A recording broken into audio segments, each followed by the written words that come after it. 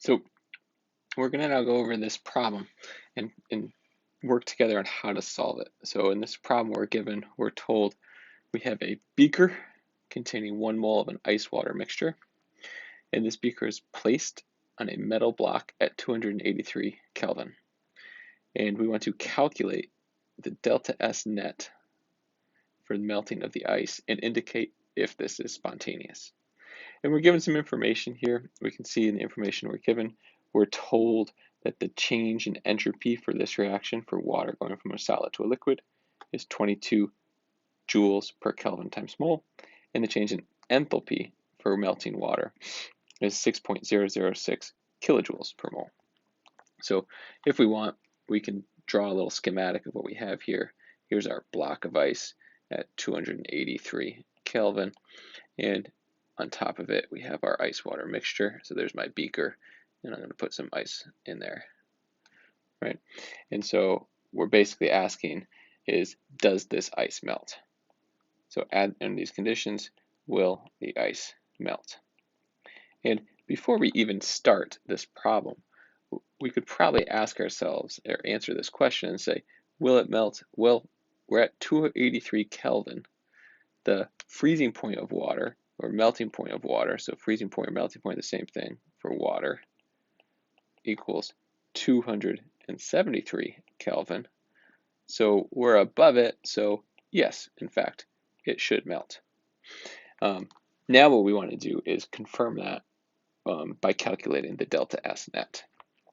And so to solve this problem, we're going to start, and we can remind ourselves of our equation. So delta S net, the change in total entropy, right, is equal to the change in entropy of the surroundings plus the change in entropy of our system.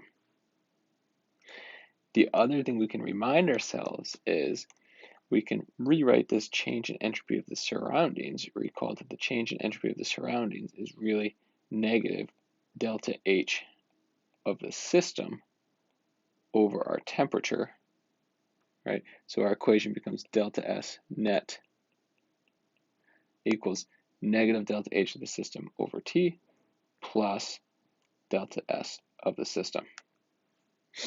So given this, we can now start to plug in some values. We can say our delta S net is going to equal, and be very careful on these problems with units. We're going to plug in these numbers here, but take note that the entropy is almost always given in energy of joules, and your enthalpy is almost always given in the units of kilojoules. So we need to have consistent units here, so we're going to have to convert one of them.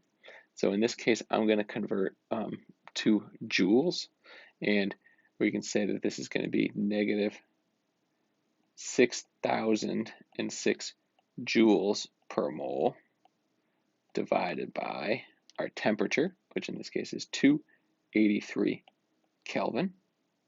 And then we'll add to that 22 joules per mole times Kelvin. And so we can go ahead and solve that. So delta S net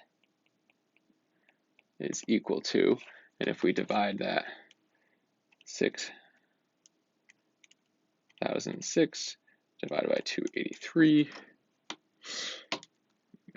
now I'm going to get negative 21.2 joules per mole times Kelvin plus 22 joules per mole times Kelvin. So overall, delta S net is equal to 0.8 joules per mole times Kelvin. And notice this is a delta S net is greater than 0, and so in fact this is a spontaneous reaction, just as we said before. Thank you.